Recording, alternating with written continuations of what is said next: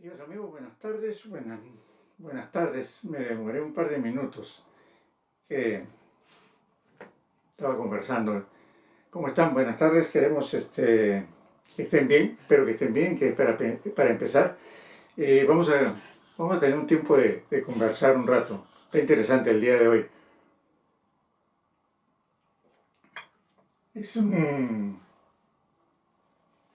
sábado bastante movido. La farándula política ha estado en todo su furor. Martín, buenas noches, ¿cómo estamos? Bendiciones.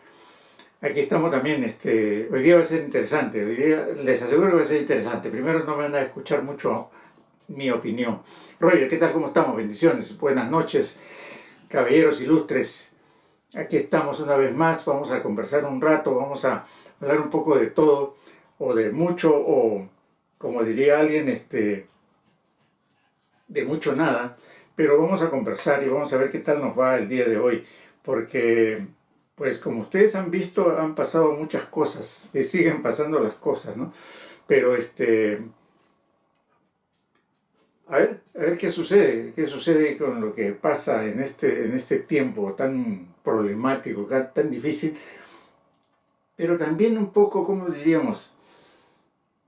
No teníamos que ser muy disculpen la expresión, somos cristianos, muy así de bola de cristal para saber lo que iba a pasar, ¿no? Cuando es como, y ahorita vamos a conversar de eso, ¿no? Cuando alguien dice, ¿están todos de acuerdo? Medio mundo grita, amén, y todos dicen, estamos de acuerdo, ¿no? Charles Spurgeon, un tremendo pastor hace algunos siglos atrás, dijo algo así, parafraseando lo que él dijo, ¿no? Mucha gente no quiere hablar ni de política ni de religión. O sea, ni de los políticos ni del liderazgo. La gran mayoría tiende a hacer eso. Tortas ahogadas de chipotle. Mucho gusto de tenerte por aquí, hermano. Espero que nos acompañe. Estamos haciendo un pensamiento. Y ese pensamiento me decía recordar a un tal Charles Spurgeon. Este señor dijo, mucha gente no quiere hablar ni de política ni de religión. O sea, ni de los políticos ni del liderazgo.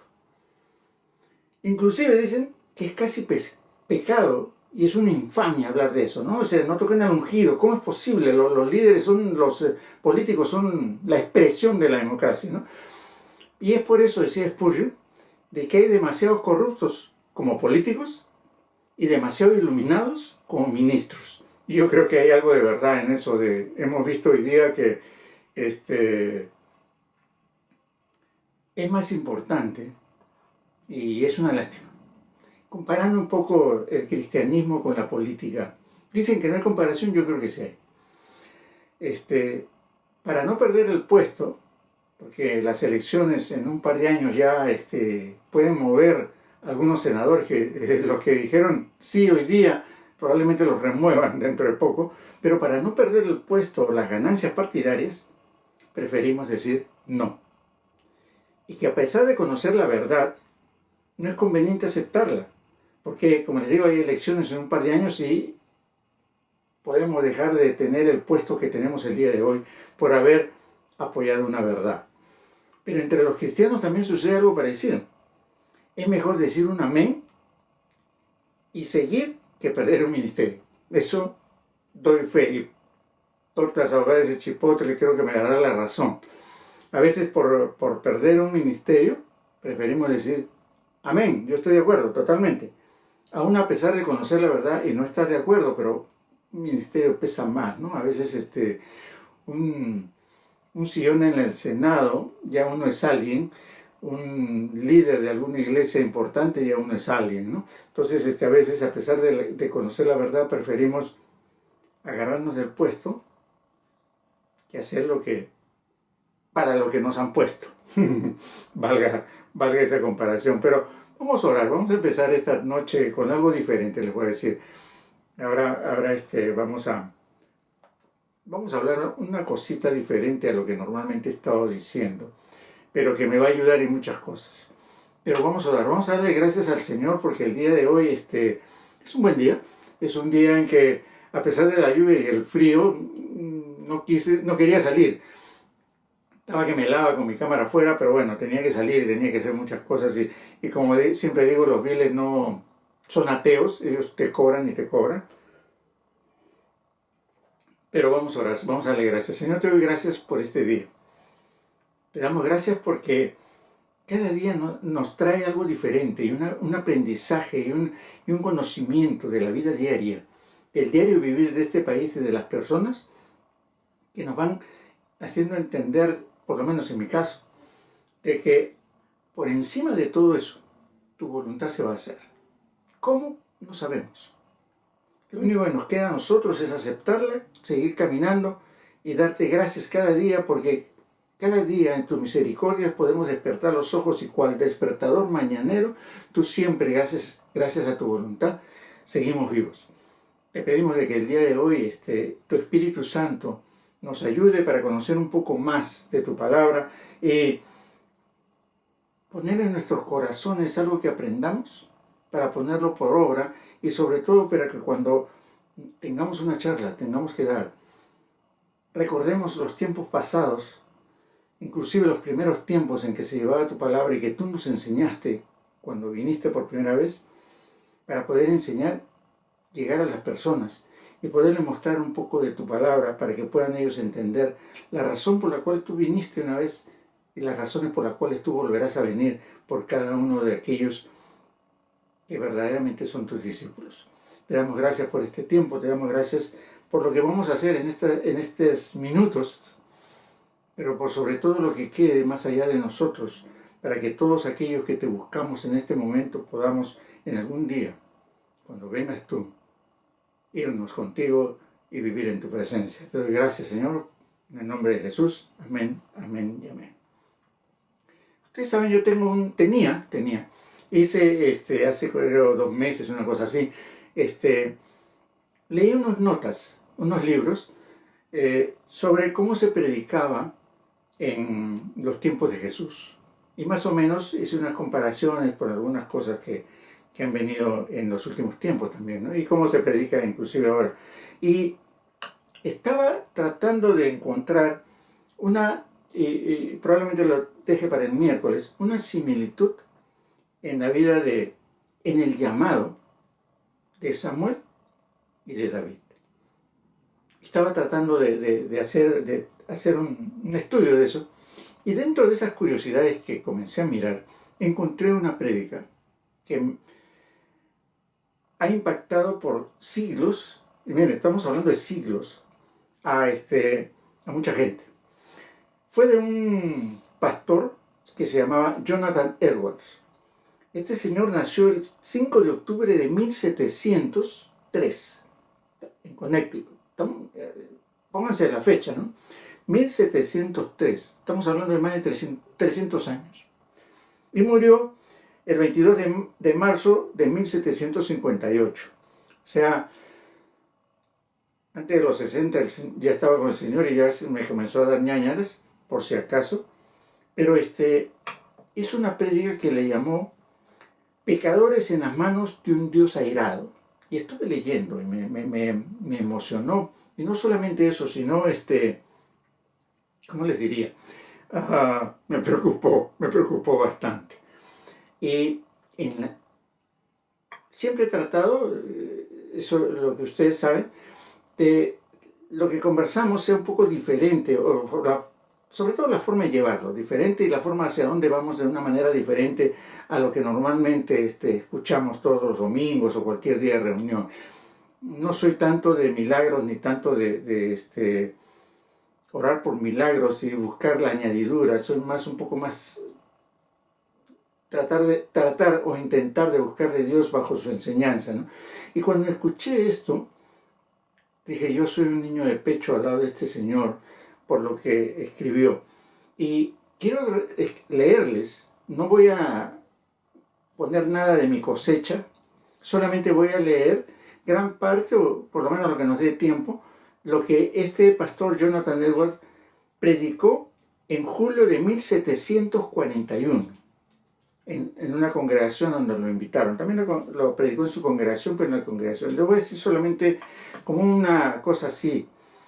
Dice que en el momento que estaba predicando, la gente que pasaba por afuera de la iglesia, lo único que escuchaba era llanto y gritos de dolor.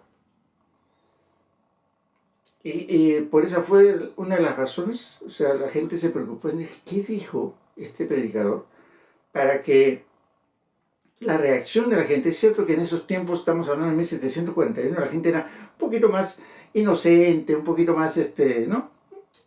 No todos, pero digamos que no había lo que existe el día de hoy.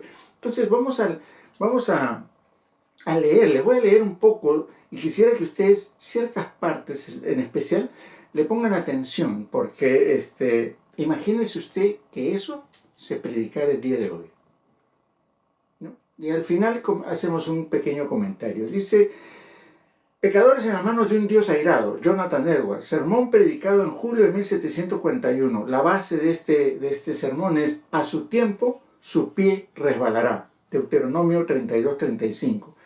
En este versículo, la venganza de Dios amenazaba sobre los israelitas impíos e incrédulos, que eran el pueblo visible de Dios y quienes vivieron bajo los medios de la gracia, pero quienes no obstante todas las obras maravillosas de Dios para con ellos permanecieron desprovistos de consejos, no teniendo entendimiento en ellos.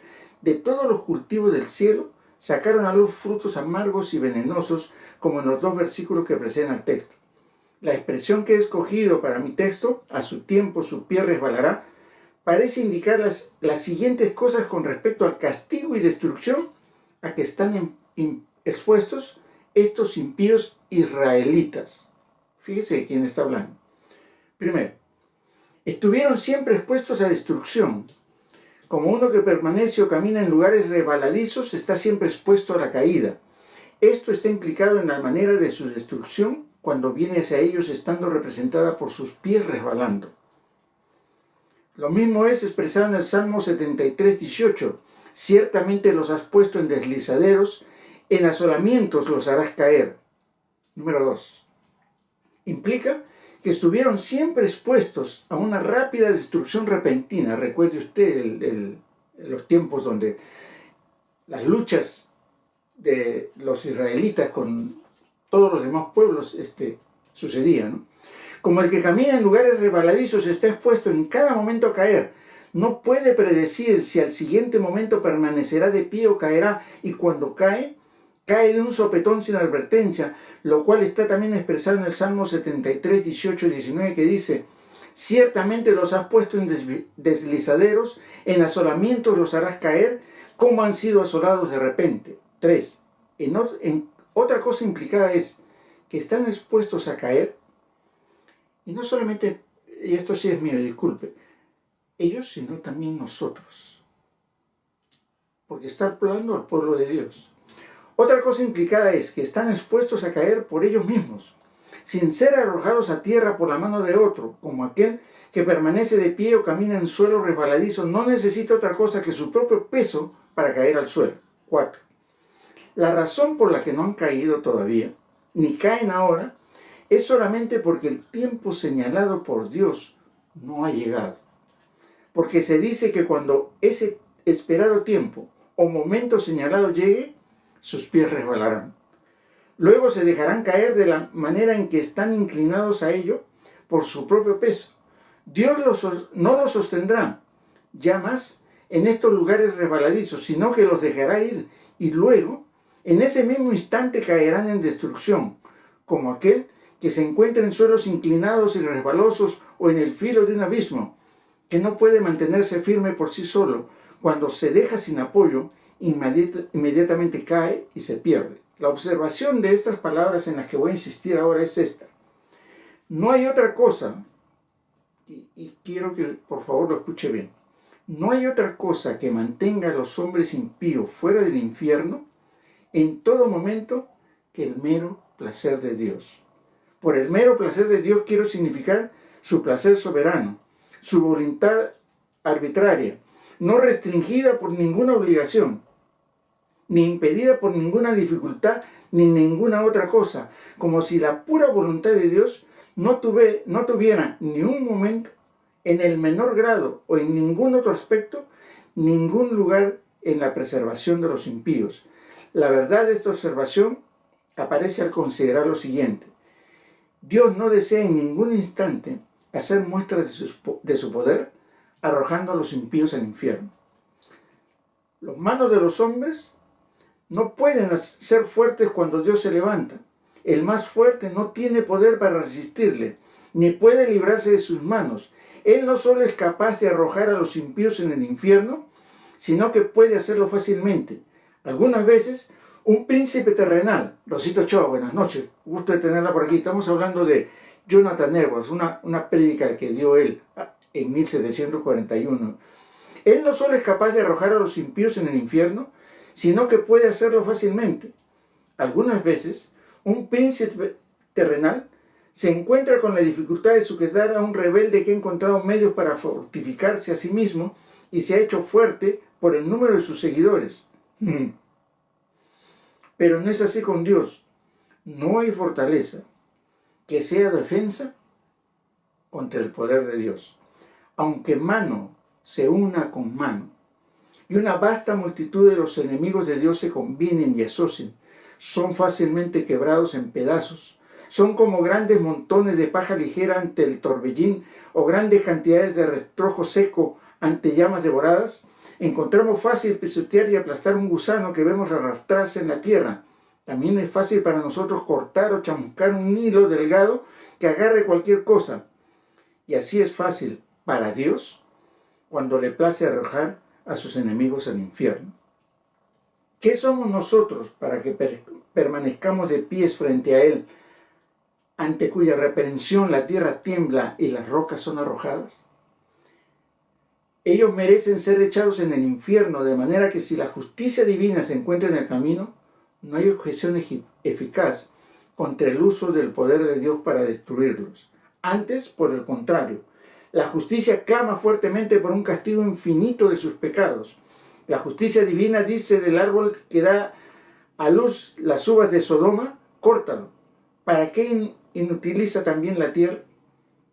La espada de la justicia divina está en cada momento blandeada sobre sus cabezas y no es otra cosa que la misericordia arbitraria y la pura voluntad de Dios que la detiene. Ellos ya están bajo una sentencia de condenación al infierno.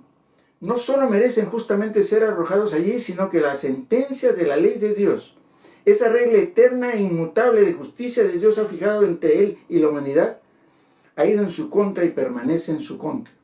De manera que ya están dispuestos para el infierno. El que no cree ya ha sido condenado. Juan 3:18. De modo que cada inconverso pertenece propiamente al infierno. Ese es su lugar, de allí es Él. Vosotros sois de abajo.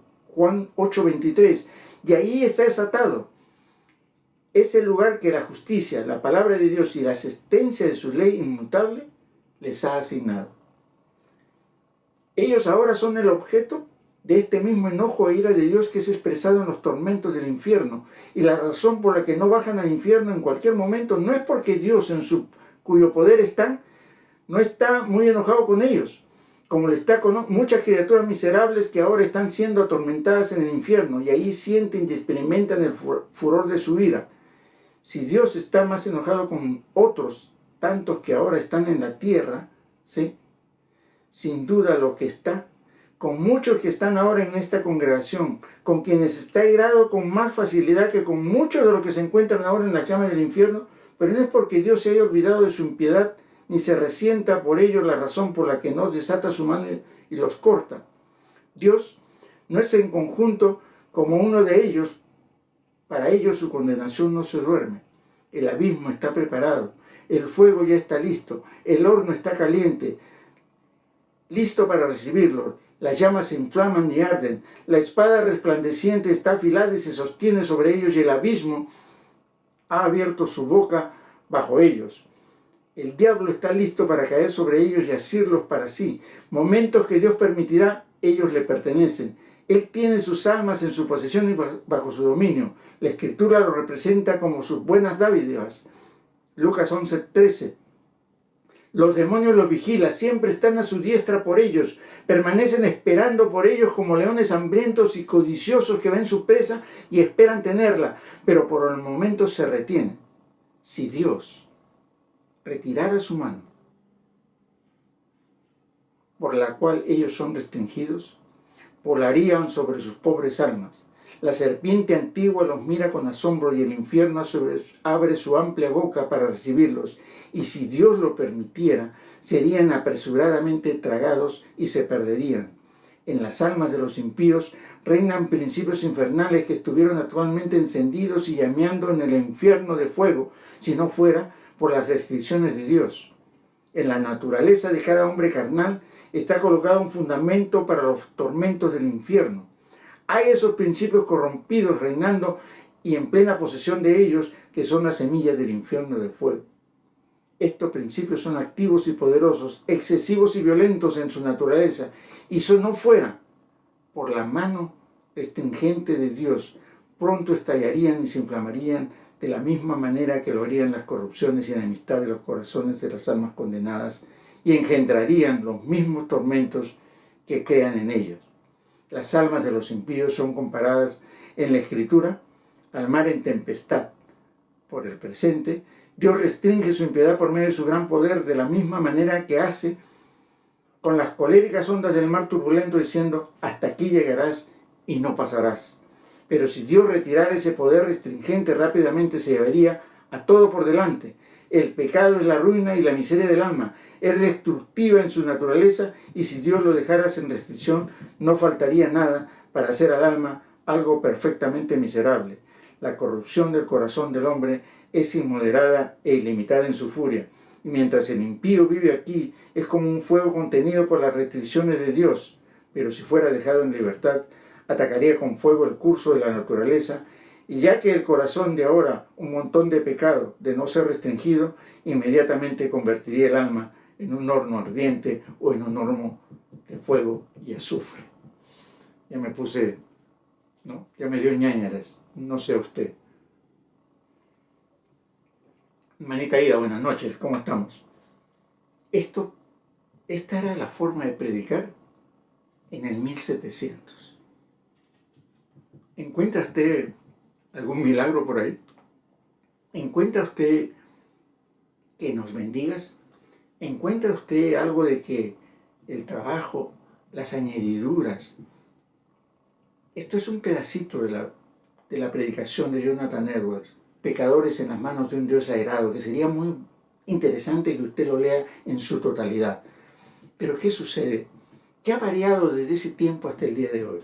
La predicación de la palabra de Dios se ha ido acomodando a los tiempos, pero a los tiempos en los cuales no hemos llegado a entender verdaderamente las Escrituras. Mire, algo bien simple que dice aquí.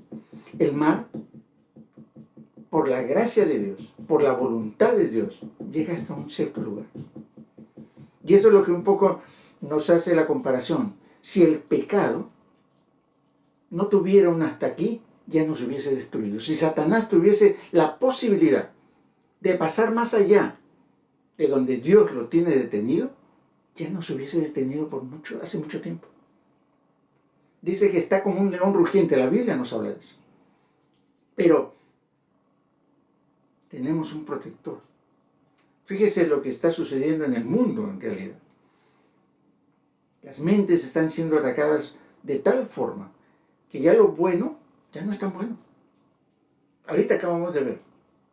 La verdad ya no es la verdad. Ya no la aceptamos como una verdad y nos oponemos a ella por intereses personales.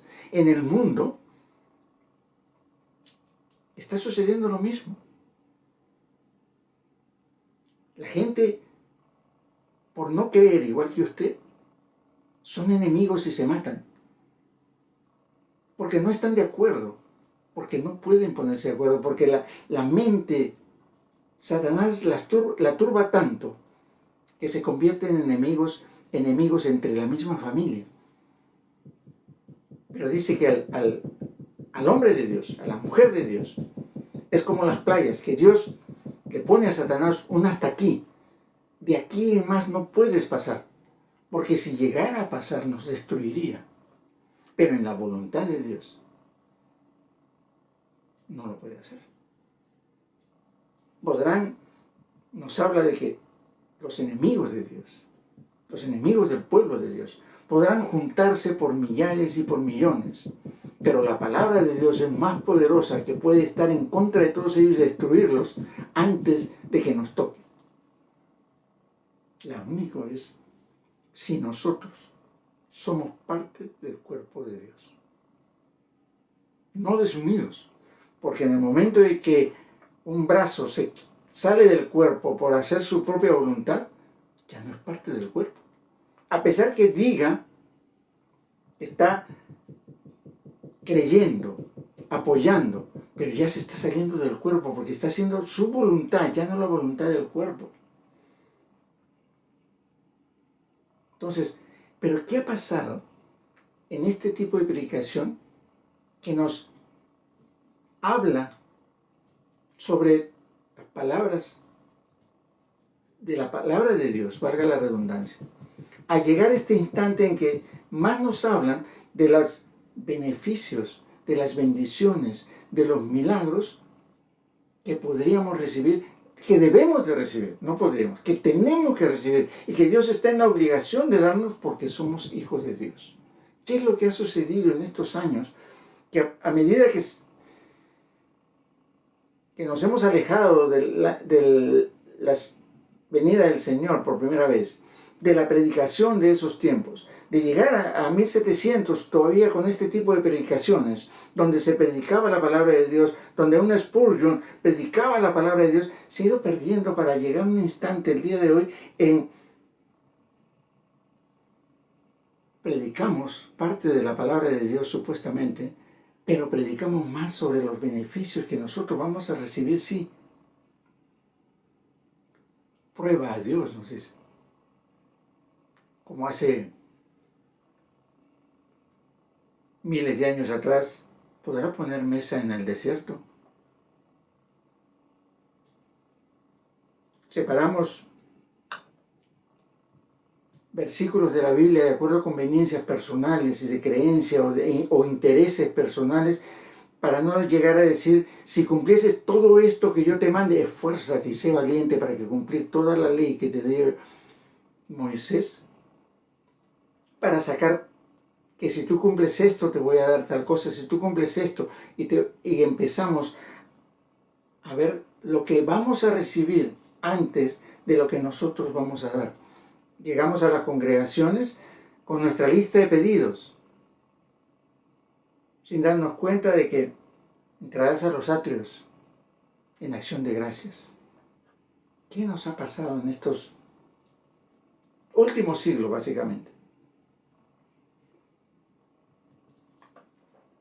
Que lo que nos dicen ya no es palabra, es beneficio. Dice, si el Señor, póngase a pensar, nos tiene en su mano, nos habla, ¿qué sucedería que nos quite su mano de protección? Cuando los demonios alrededor nuestro, que están viéndonos, están esperando que simplemente el Señor retire su mano para destruirnos, nosotros todavía le damos las armas porque ya no buscamos su presencia, sino buscamos su beneficio. No predicamos de la palabra de Dios, sino predicamos las maravillas que nos va a dar. Y como alguien alguna vez siempre le dijo, con cosas que le exigimos porque no podemos aceptar un no por respuesta. Tenemos que recibir lo que tú dices en la Biblia, pero no nos ponemos a explicar que hay condicionantes para eso. Siempre hablo, la obediencia que a mí me tiene a mal traer. ¿Qué hacemos? ¿Cómo vamos? Hay un Señor que es el mediador, recuerda. Pero verdaderamente lo tenemos como mediador. O lo tenemos como como decíamos la vez anterior, es el mesero que nos toma nuestro pedido para ver cómo queremos nuestros milagros y de qué colores los tenemos o los queremos. ¿Qué es el Señor? ¿Es aquel que nos está protegiendo de un enemigo que está dispuesto a destruirnos? ¿O es un mesero que está trayéndonos la cena del día?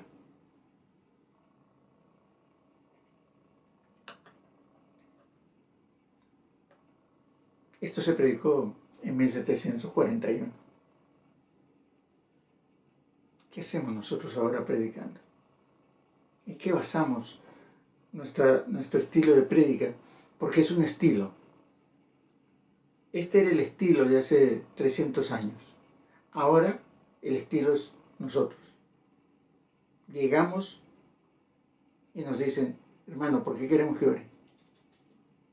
Necesito un milagro, necesita esto, pero nadie dice, yo quiero que el Espíritu Santo more en mi vida. Yo quiero este día que el Señor esté en mí, que me pueda levantar y despertar y pueda entender yo que la presencia de Dios está conmigo, que su voluntad se está haciendo y yo estoy siendo parte de eso, con mis deficiencias, con mis defectos, pero que la presencia de Dios baje. ¿Cuándo se pide eso? Pero en nuestra vida, no para que baje a entregarnos el milagro del día, sino para que su presencia y su voluntad se empiece a hacer en nuestra vida. ¿Cuándo pedimos eso? Si usted ve las reuniones de oraciones con lista de pedido, parece su menú, ¿no? Su menú de panda, donde dice, ¿lo quiere con arroz o lo quiere con fideos? ¿Quiere camarones o quiere steak? ¿Le echamos salsa o no le echamos salsa? Debemos pedir que el Espíritu Santo descienda sobre nosotros, cambie nuestras vidas y la voluntad de Dios se haga en medio de nosotros y en nosotros. De lo contrario, estamos caminando a un cristianismo de servicio, activismo, pero no conocimiento. Y creemos y hablamos de que somos ungidos, pero es más urgidos por el milagro. Necesitamos de Dios para nuestra vida, pero nosotros lo buscamos necesitando nuestros milagros para poder vivir. Nos hemos dado cuenta con la pandemia que no somos nada. Absolutamente nada. Pero, aún así, nuestras reuniones, nuestras relaciones con Dios se han ido achicando cada vez más. Se han ido distanciando cada vez más. Y el crecimiento de formación de personas, de discípulos, ha ido desapareciendo con el camino del tiempo. Si antes se predicaba, ahora es menos. Si antes se hablaba, está desapareciendo. Ya nos estamos acostumbrando a este estilo de vida que hace que todo sea más cortito. Y le echamos la culpa a la pandemia. Algo de verdad. Pero el enemigo no está tomando parte en eso. Julia Rodríguez, buenas noches, ¿qué tal? ¿Cómo estamos? Estábamos hablando un poco sobre Jonathan Edwards y una prédica en la que dice de hace 1700, del año 1700, en donde dice, si el Señor quitara su mano del mar, de la playa, el mar inundaría la tierra. Y si el Señor quitara su mano de nosotros, los demonios nos harían pedazos. ¿Qué estamos haciendo nosotros para que el Señor nos quite su mano de nosotros? Y como les digo, ¿qué nos ha pasado para que en 300 años se haya perdido tanto el estilo y la forma de predicar? ¿Y qué es lo que predicamos? Debemos de volver a retomar que la presencia de Dios es más importante que el resto. Que el que usted y yo aprendamos de la palabra de Dios es mucho más importante que el milagro que vamos a recibir. Que la búsqueda y el escudriñar su palabra es necesario antes de pedir el pan con pescado o la 4x4. Definitivamente. Yo leí esta prédica y dije, es cierto, usted y yo vamos a la playa, vemos las olas del mar y todos felices, Pero no llegamos a pensar de que por la voluntad de Dios ese mar no se sale de su lugar.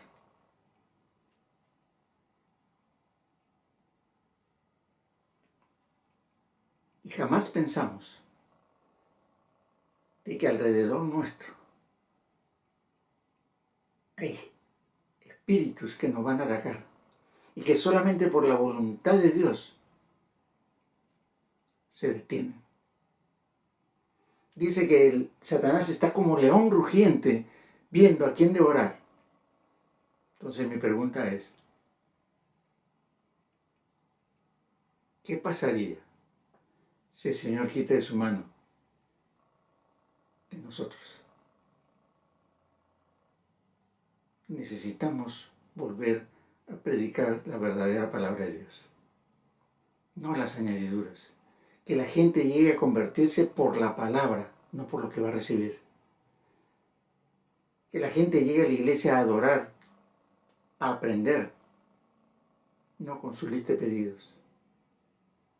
Que la gente busque de Dios porque es Dios y porque tenemos que darle gracias de que en su voluntad estamos vivos.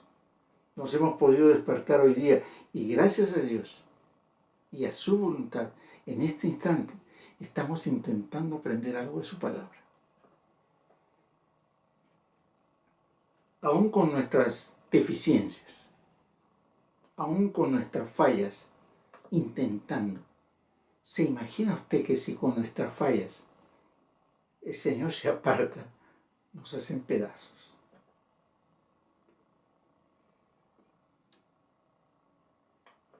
Necesitamos retomar otra vez la doctrina de los apóstoles, volver a predicar la verdadera palabra de Dios. Dios no es el mesero, Dios no es el sirviente, Dios no es aquel que nos tiene que hacer caso. Nosotros debemos ser siervos y arrodillarnos en el piso y darle gracias a Dios porque Él ha tenido en su voluntad decir, tú vas a ser mi hijo.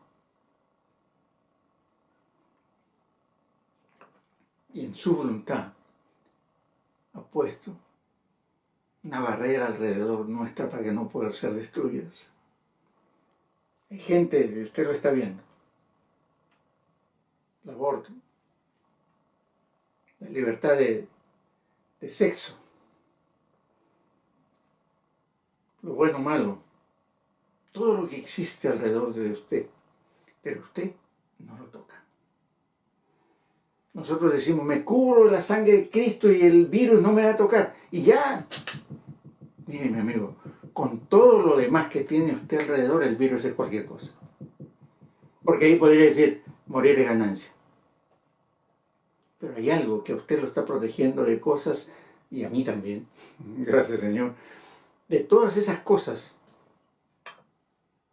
que están alrededor por destruirnos y que el Señor no les da permiso.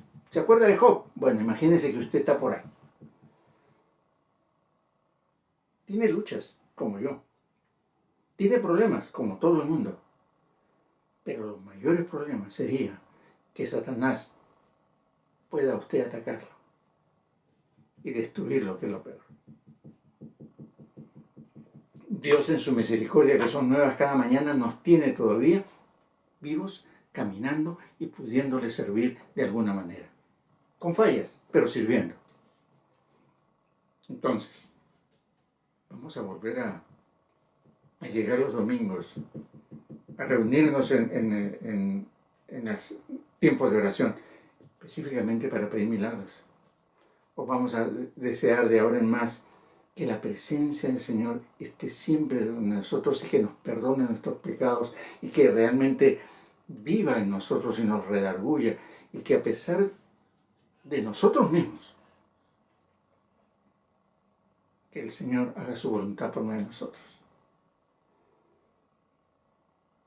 Me gustaría que lean está en Google, ya lea Googleandia, se llama Pecadores en las manos de un Dios airado, Jonathan Edwards, predicado en julio de 1741.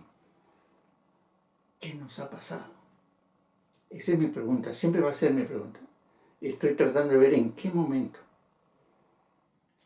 el estilo de predicar, la forma y la razón de predicar cambió. Porque todos predican lo mismo, si usted se da cuenta. Le quitan una cosa a otra, pero ahora todos predican para un beneficio del pueblo de Dios. Ese es el punto final. Escuche usted las oraciones de todos los servicios y en el 99% el final es el mismo. Bendícenos. Bendícenos y bendícenos. Ojalá fuese con la presencia, no, con nuestras necesidades. Si el Señor está en su vida, yo creo que el Señor va a cubrir sus necesidades sin tener que pedírselas. Yo lo creo. Pero hay que hacerlo primero. Ahí lo dejamos. Es muy largo esta prédica, pero le digo lo que le decía al principio. La gente que estaba afuera se asustaba ese día que este señor predicó. Porque fue la entonación y la forma en que lo dijo, en que, y aparte el tiempo también, en 1700, la gente pensaba diferente, que se asustaron. Dice que gritaban y lloraban cuando les decía que Satanás en cualquier momento, si Dios quitaba su mano, los hacía pedazos. ¿Usted se imagina? Ahora casi no lo creemos. Pero si mira usted alrededor, se da una vueltita por San Francisco, le da por los barrios no muy buenos de su país o donde usted se encuentre. Hay lugares en los cuales Dios quitó su mano. Entonces mire, agarre un espejo y piense, ¿podría pasarme a mí eso si Dios quita la mano de mi vida? Eso es lo que pensó la gente y se asustó. Por eso gritaban. Se formó esta prédica en algo muy especial para mucha gente. Porque se dieron cuenta de que verdaderamente Dios nos está protegiendo de tal forma de que no permite que Satanás nos destruya. Eso de la sangre de Cristo, pero hagámoslo para que Satanás no nos destruya, no pensando que el virus y esas cosas. Vamos a dejarlo ahí. Espero que haya sido interesante. Para mí fue muy buena esta lectura. Que el Señor nos ayude, verdaderamente. Tenemos que retomar la prédica de los apóstoles. Si usted ve, cuando se convirtieron 3000 con Pedro, Él no les prometió un carro, ni el viaje a la luna, mucho menos. Les ofreció ser sanos, les ofreció ser salvos. Y eso es una diferencia. Muchas gracias, Roger. Que el Señor nos proteja.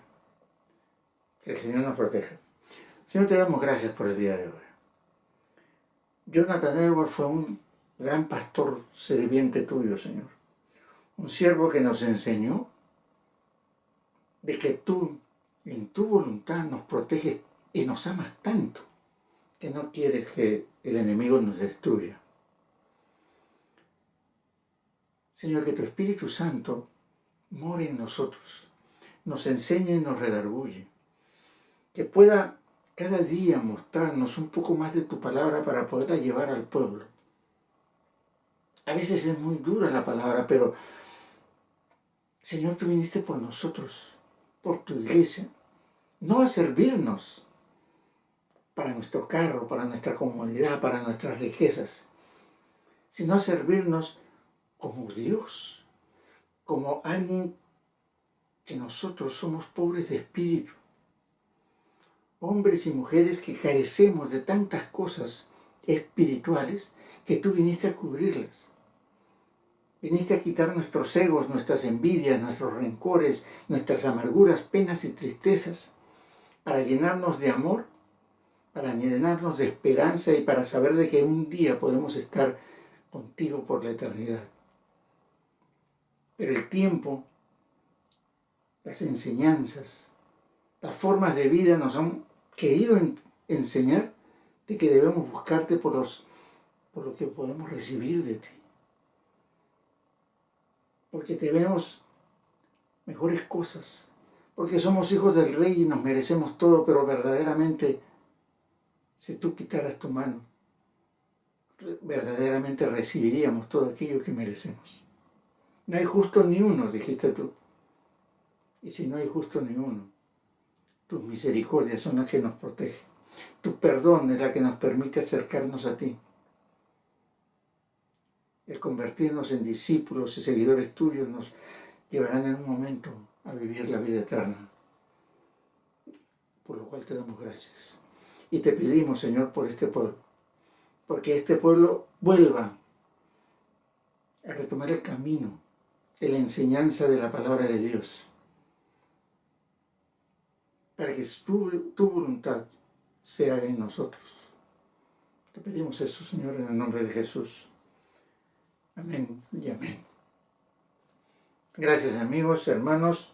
Mucho gusto de tenerlos por aquí. Yo sé que ha sido no ha sido una charla normal.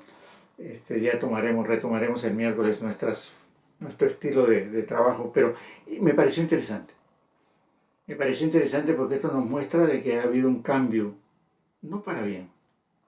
Para bien personal sí, porque nos gusta recibir milagros, ¿no? Yo quiero recibir mi ticket para irme a Europa y todavía nadie se quiere sacrificar. Pero Dios está aquí para vivir con nosotros, para enseñarnos, pero no para cumplirnos, como el mago de la lámpara, para cumplir nuestros 3 deseos. No está para eso. Entonces debemos volver a retomar. El único problema es que volver a retomar es volver a escudriñar la palabra de Dios y enseñar la palabra de Dios. Y esa es una parte complicada porque es mucho más fácil regalar milagros. Perdónenme, discúlpenme, pero es la verdad. Si un milagro no se cumple, no pasa nada. Pero si la palabra de Dios es enseñada, van a pasar muchas cosas. Pero bueno, hermana Rosita, Martín, Roger, muchas gracias.